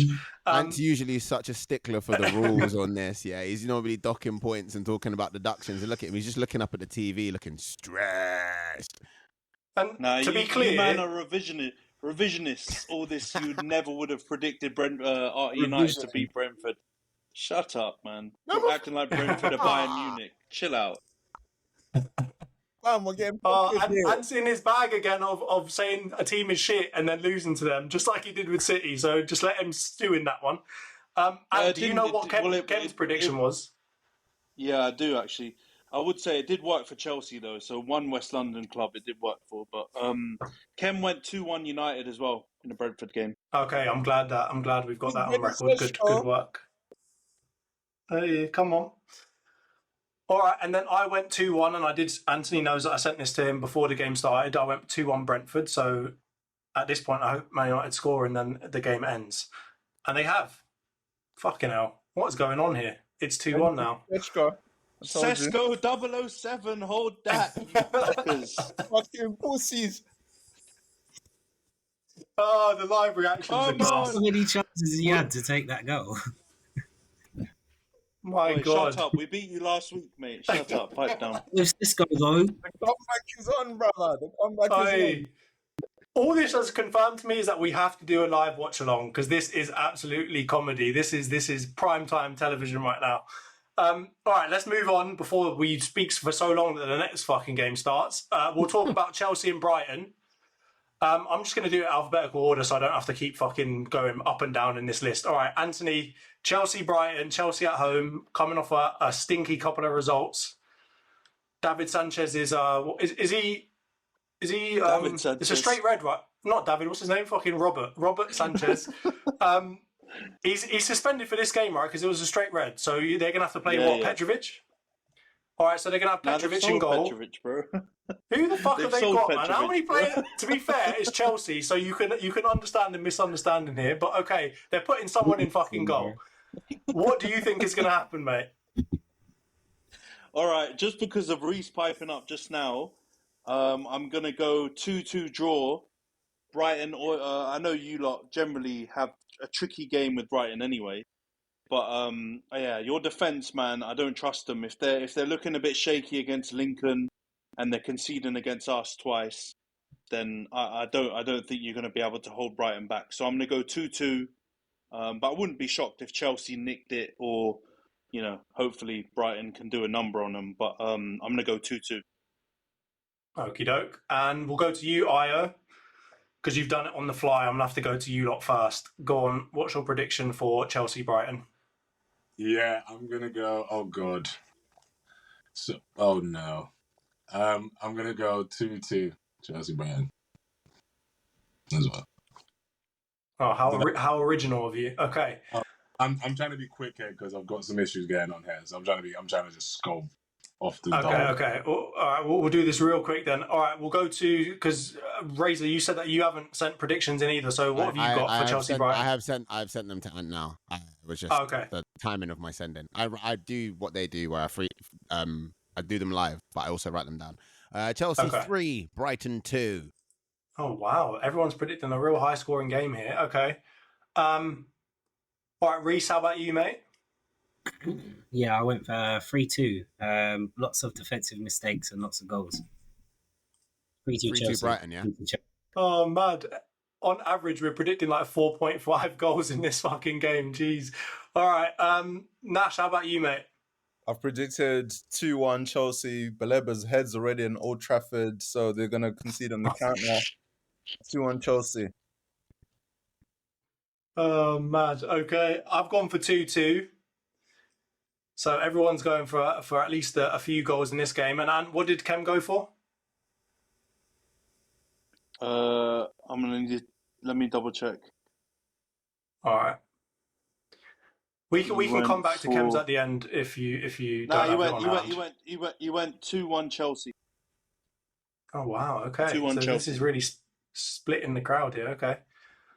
We can also just pretend Khem doesn't exist. I already tried to. It doesn't work. Okay, let's go to Crystal Palace, Liverpool. So Crystal Palace obviously at home. As we were saying, Liverpool are looking a bit shaky in defence, and Crystal Palace appear to have kind of their number and a lot of people's number at this point because Glasner is really cooking up a storm over there. We'll go with you first, Io. What have you gone for? Or what are you going to go for? At least Liverpool, I'm going to go for a 1-1 draw. I think it'll be a tight. Okay. It'll be a tight game, yeah. I think, be a bit more cagey than we expect. But yeah, 1-1, I think. So you don't reckon that he's just going to kick one into the top corner of his own net just to make Liverpool fans happy? I hope, mate. I think Grady's going to be the one to score the goal for Palace, mate. There we go. Put some money on that bad boy. Oh, okay. There we go, man. That's my shout for the day, right? Oh, yeah. In future, we might start like a betting corner of this show where we can just give everyone's mental predictions for what we should be betting on. All right, Reese, how about you? What are you going to go for Crystal Palace Liverpool?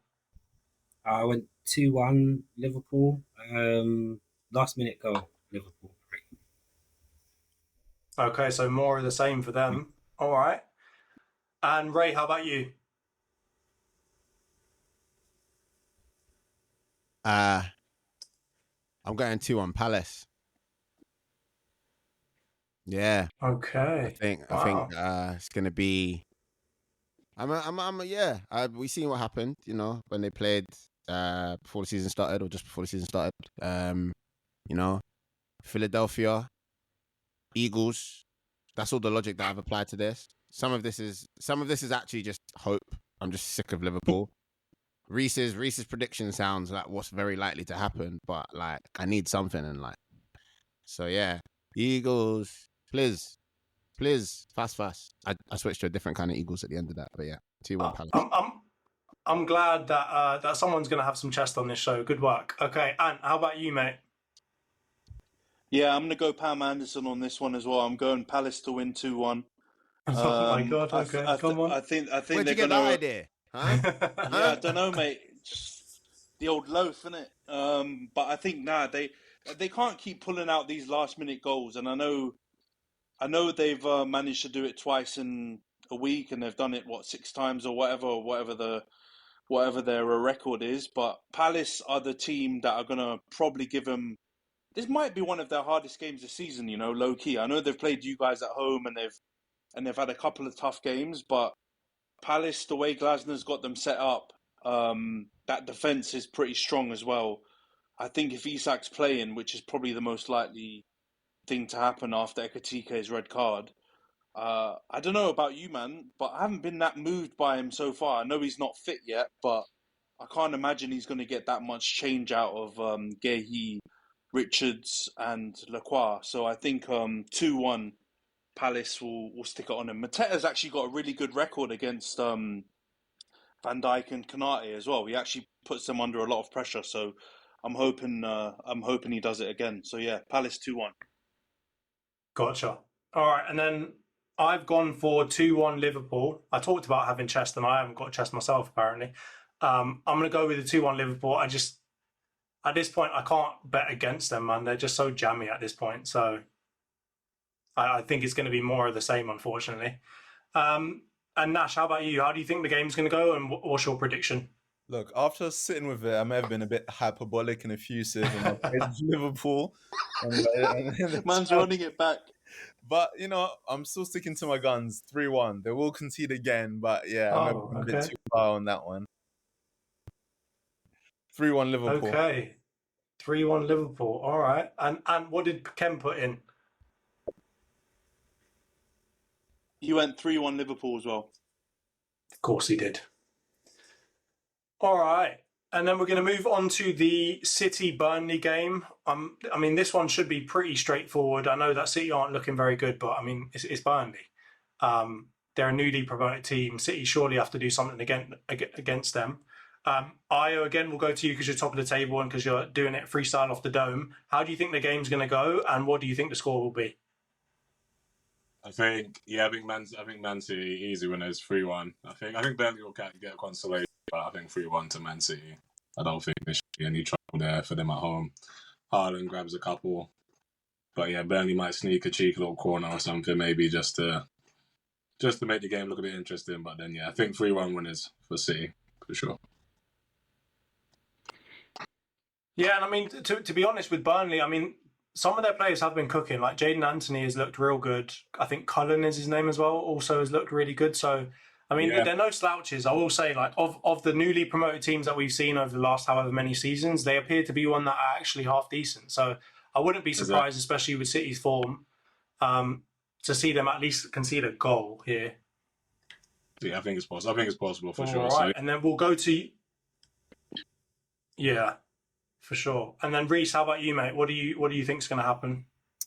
Yeah, I'm going to go 3-0 City. Open and shut case, really. Don't really see it going any other way.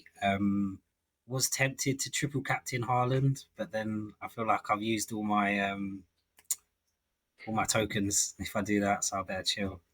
So I'd have no triple captain this week. You lot are safe. No, but yeah, I'm going to go 3-0. We'll see how we go. Bro, I'm not safe from anything right now. I'm bottom of the league, all right? So I'm definitely in danger. I'm potential relegation settings right now. Yeah. All right, we'll move on to Ray. You next. How do you think the game's going to go, mate? What Rizzle said, 3-0, mate.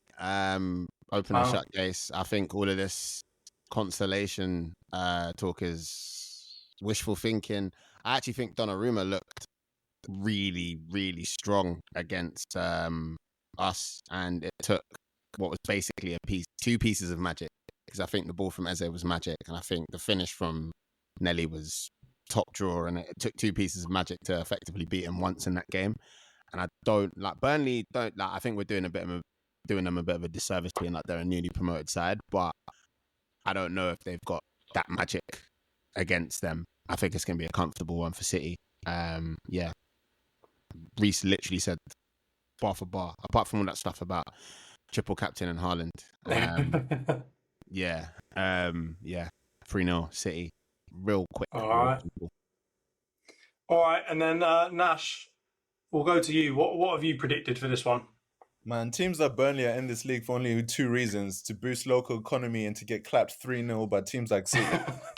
Keep it moving. 3-0. Oh my God. You know what? I've got a real problem with you Man United fans, right? Because before you lot let them just, bent over for them, everyone was looking at them thinking, oh, they lost to Brighton, they lost to Tottenham, they're not that good anymore, blah, blah, blah, blah, blah. And I blame you lot for making everyone think now that they're really, really good again. And I partly blame us a little bit as well for the 1-1. But you lot have really, war criminals, the lot of you, for what you've done for the City agenda. Because Antony, I'm sure, is steaming over there. We've made partly because he's watching Man United play. But yeah. What was that, Nash? We've made the league race more interesting. Come on now, it's a long season. Oh wow, you're rooting for City. Well, I never said that. Let's not put words in my mouth. I never said that. All right, and what did Khem go for this game?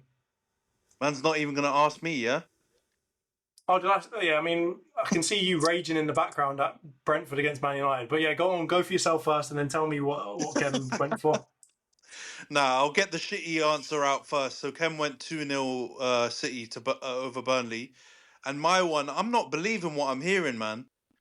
What Reece and Razor are saying, this 3-0 open shut case, like, nah, City are not going to win this that easily. This is the perfect example of someone that they're going to probably open up against, and Burnley might surprise us. And like you said, Johns, Burnley looked half decent. They've not been Sunderland, but they've had a pretty hard run. They've played us away. They've played Liverpool at home. They've played other couple of big teams, and they've actually fared pretty well in all of those games. So I think this one's going to be 2-1 City, but I think it's going to be... I think you're right, Reece, not to captain Haaland. This is one of those bait games where everyone's going to go ham on Haaland, and he's going to struggle a bit more than we expect. But yeah, I'm going to go 2-1 City. I'm not believing the hype. They're not all there, man. I was so with you when you were saying they had a hard run, and then you lost me when you started with saying Man United were part of that hard run. But okay, Spurs v Wolves. Spurs at home. They've looked a bit shaky. I'll be honest with you. Like, obviously, I'm an Arsenal fan, so I hate them. But at the same time, I thought that they were going to get top four, or at least get Champions League football, and they have been a bit shaky here and there. So it's not maybe as convincing as I thought they were going to be. So I will start with you again as you're at the top of the table. How do you think this game is going to go, mate? And what are you predicting for Spurs v Wolves? Yeah, I think this one might be Spurs just running out pretty comfortable, really. So you got... I don't know if I'm coming through. I hope I am. But, yeah. You are. Okay, good. I'm going to say it'll be Spurs 3-0, I think. I think when the Spurs are at home, they look pretty good. Oh, my God. Wolves have looked absolutely dire, to be fair. So I don't have much faith in Wolves. That's the only reason. So I don't want to see a Spurs win. I think this will be I think that's going to be them coming back and dominating this game pretty comfortably. Unfortunately for us. Okay, you've gone for a 3-0 Spurs win. Spurs not to concede. I can't believe my eyes. All right. Reese, how about you? How do you think the game's going to go, and what's your prediction, mate? See, I did go 3-0, but after you just after what you just said there, I don't know now. I might want to change it to 3-1. Can I change it to 3-1? I think I've just sent out predictions. Can I go 3-1? I mean, considering you're basically freestyling all of this, you can do whatever the fuck you want, mate. Okay, I'm going to go 3-1 because the Spurs probably more than likely will concede, and Wolves might be on a bit of a high because they knocked out Everton midweek in the Carabao, so they'll get a goal, maybe Strand Larsen. But yeah, I think I do see Spurs though winning and continuing their momentum. I think Thomas Frank's finding his way, and I think they're just going to get better each game. So 3-1 Tottenham. That's it. All right, and then Razor will go to you, mate. What are you thinking? Just so there can be no accusations of anything. But once again, I'm with what Rizzle said. But thankfully, I have actually sent Ant my scores. So he knows that these were already my predictions. So yeah, I think it's going to be a 3-1 Spurs. Echoing what John said, I don't see Spurs not conceding. But yeah, I think they're going to be strong at home. Okay, so we've got so far a pretty convincing Spurs win here so far across all of you. All right, Ants, we'll go to you next. What do you think's going to... I mean, not to interrupt your obvious kind of rage watch that is going on right now in the background. We can see you just cursing out the television. But what do you think's going to happen in this Spurs v Wolves game, mate? Yeah, I agree with the lads, to be honest. I see Spurs smacking them up. Wolves, man, I'm really disappointed with how they've been this start of the season, because I know you don't really rate their manager, but I think generally they've been pretty good since he came in, but they've looked diabolical this season. So yeah, I can't see anything other than the Spurs win. So I've gone 2-0 Spurs to win. Khem's also gone 2-0 as well. You two, best of friends with your predictions. Look at you. Friends, prediction friends. Coincidence. Yeah. Friends. All right. And then for me, I mean, I said all of that, but clearly my head was in a different space when I sent my predictions in, because I went for a 3-0 Spurs win as well. So I don't know what's going on with me flip-flopping from my introduction of the game to what I actually predicted. But yeah, I've gone for a 3-0 win. I think at the time I was just thinking that Wolves they stink. They can't seem to defend to save their lives, and Spurs should have enough in terms of squad depth from my point of view. They've got good players. We still haven't seen the best of Xavi Simons as well. So, yeah, I think that will be a difficult game for Wolves. But at the same time, I wouldn't be surprised to see Spurs concede something, just because they do still seem a bit shaky every now and then at the back. And they've got Vicario in goal, who's going very much under the radar as one of the stinky keepers in this league. He does throw balls into his own net. Pause. And, you know, things can happen, so you never know. Nash, how about you?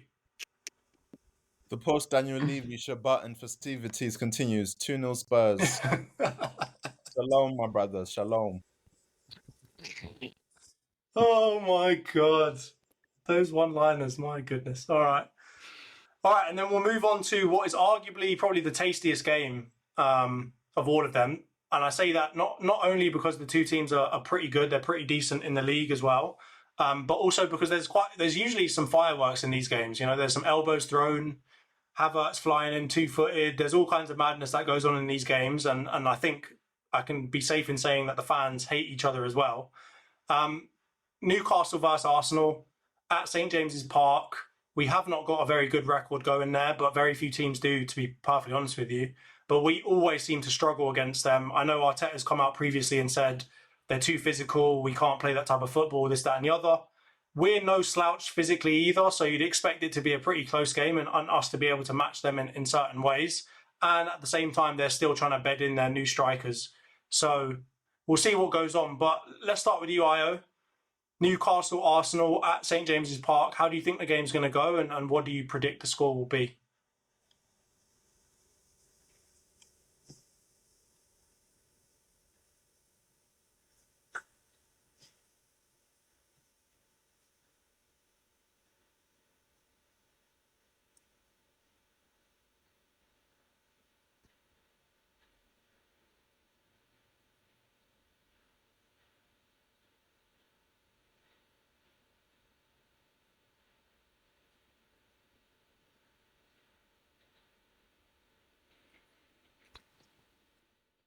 On that, quickly pause before I go to other people. Have the lineups come out?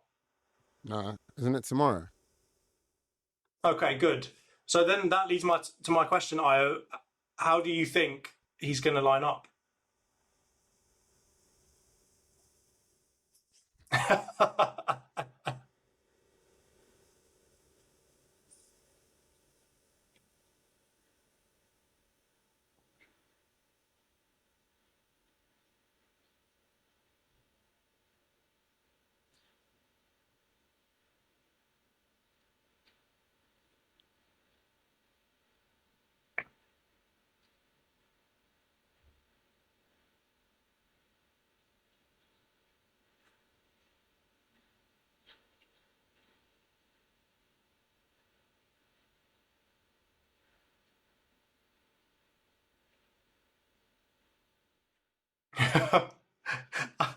How can you say won't be excited but positive thoughts? All right, mate, you're all over the place. Arteta has beaten something real mean into you, mate, because you are fucking miserable. He's got PTSD. He shows all the signs of trauma survivors whenever he talks about Arteta.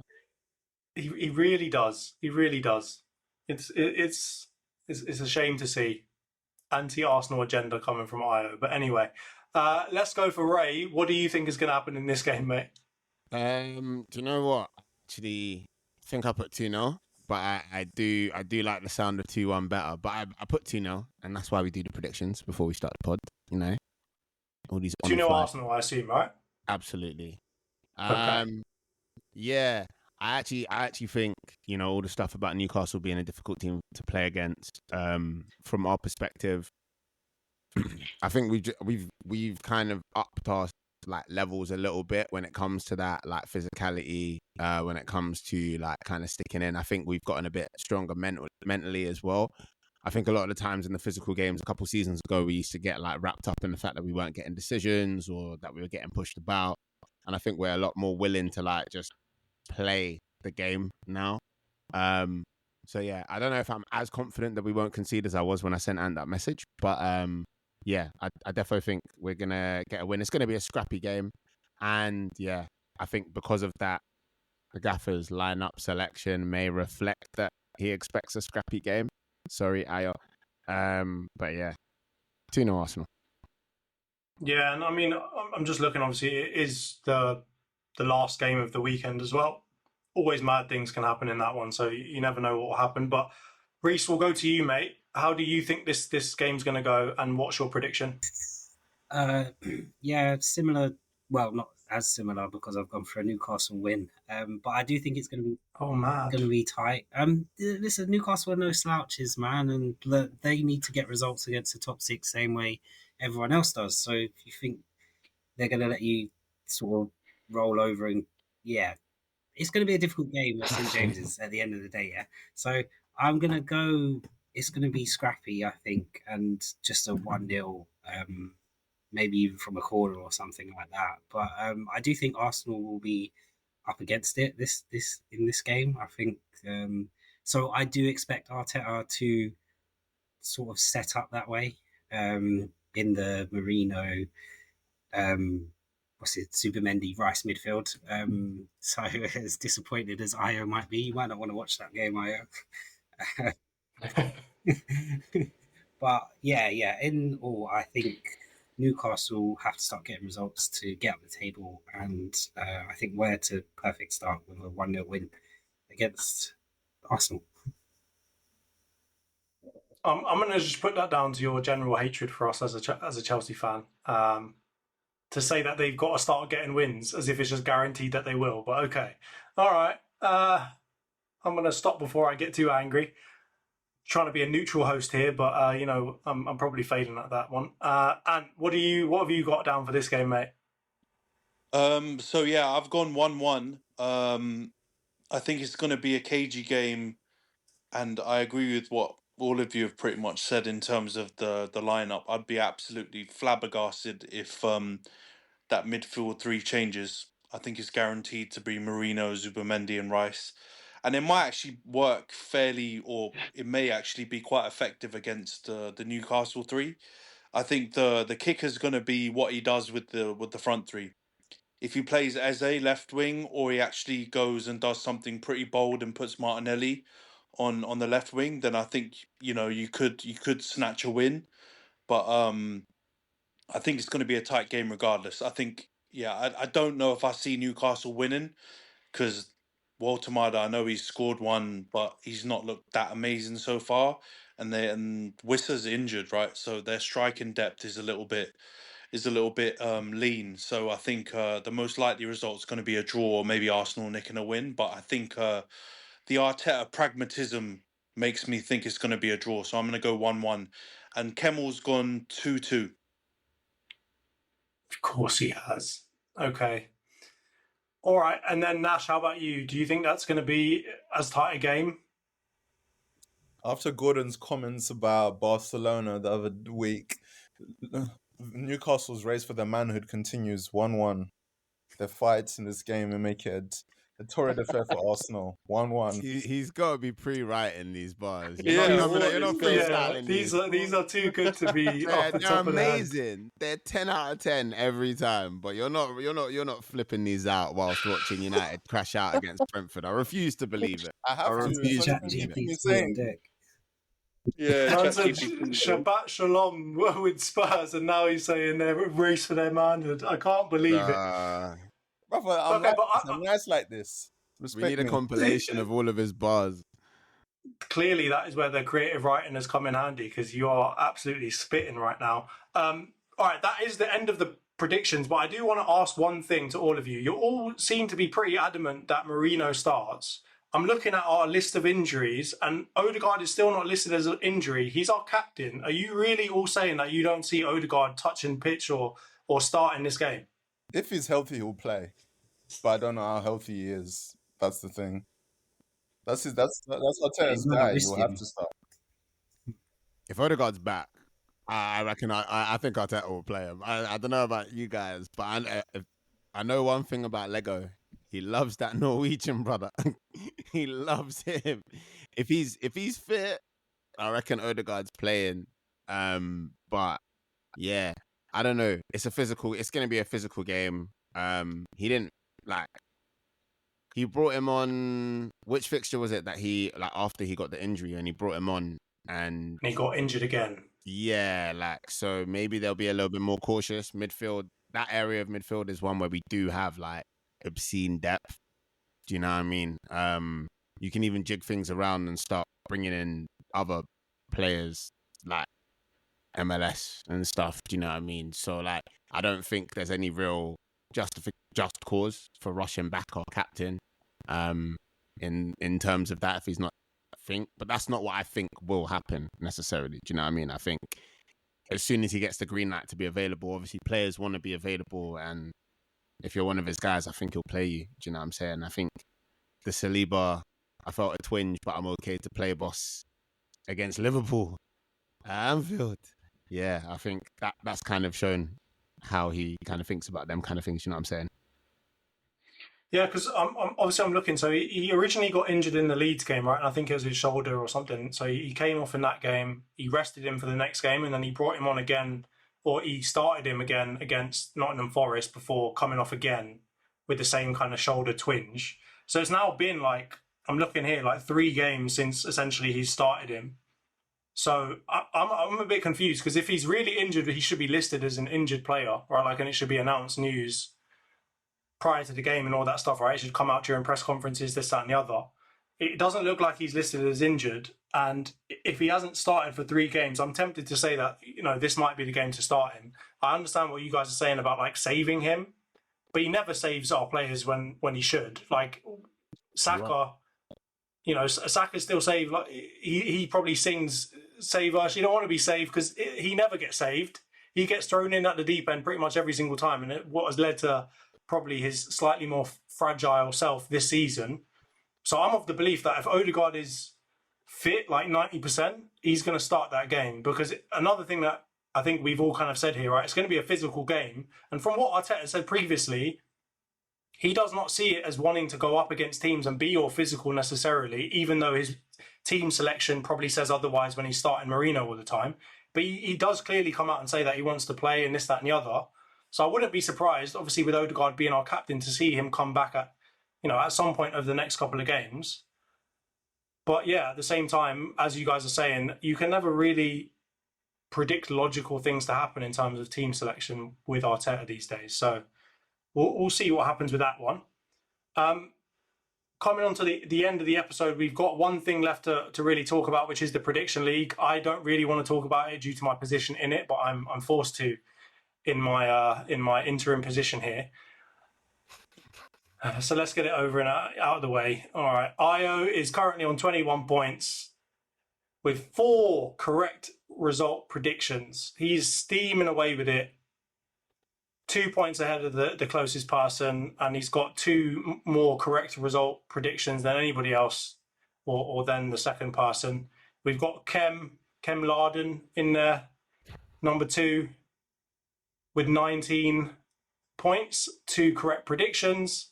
Then we've got Reese, 17 points, 3 correct predictions. Ray, 16 points, 2 correct predictions. And 15 points, 2 correct predictions. John's 15 points, 1 correct prediction. And then Nash, absolutely slumming it at the bottom of the table with 11 points and 1 correct prediction. You took away my points, bruv. This ain't right. No, they didn't. No, you didn't show up and you didn't send. He never actually predictions, got the points deduction, did he? No, you didn't get deducted, bro. You just went AWOL for a week and had no predictions. So that's what happens. Yeah. See, fake news, Fox News, and them. Yeah, I mean, selfishly, you're too close to me for me to be on your side at this point in time. I'm too close to the bottom, so you ain't getting any sympathy from me, mate. Jonty said Everton. I think, yeah, please don't do this to me. Question. I was top of our leagues last year, and now I'm absolutely stinking it up. I'm slumming it with the paupers at the bottom of both of our leagues. Go on, Razor. What's your question, mate? Are we sure that Lana hasn't done some potentially spiritual, potentially financial deal where he trades internet for like clairvoyance on scores? Because he's got 4 correct score predictions, yeah, and he doesn't have any internet. Is there a correlation between the two? That's what I would like to find out. I'll present my findings back to the committee next week. You can't even argue with me because of your lack of internet.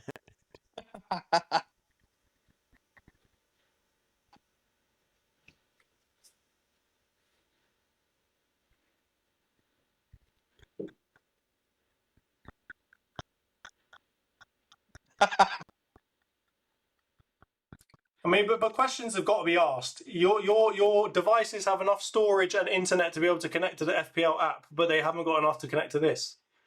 Something fishy's going on here, mate. I want a Rico.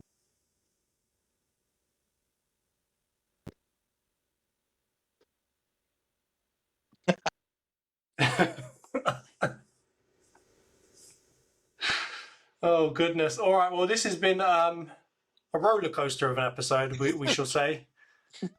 For any of the listeners out there, obviously, if you've been listening for a couple of weeks now, you know that this is just part of the course.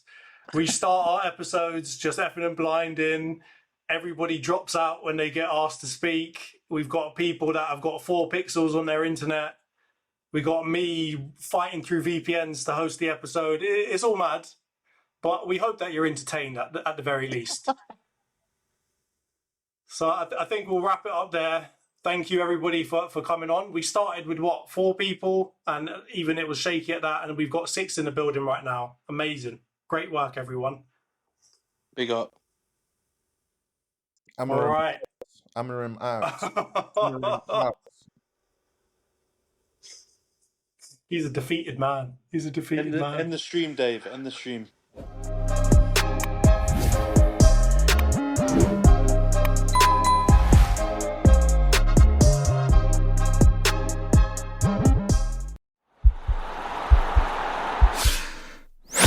This podcast is part of the Sports Social Podcast Network.